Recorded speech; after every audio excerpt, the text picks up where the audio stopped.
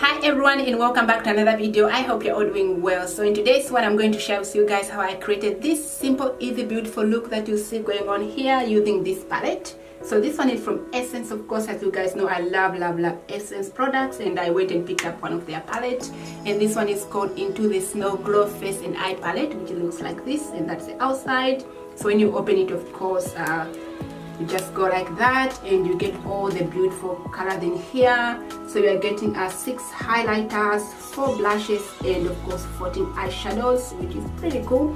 So I'm going to walk you step by step on how I created this look, of course using some of these colors in here, and also I'm going to be doing some swatches for you guys for all of these, so you can see on how they look like. So I'm going to start by swatching the highlighters, and then I'll swatch the blushes, and then of course I'm going to move on to the eyeshadows.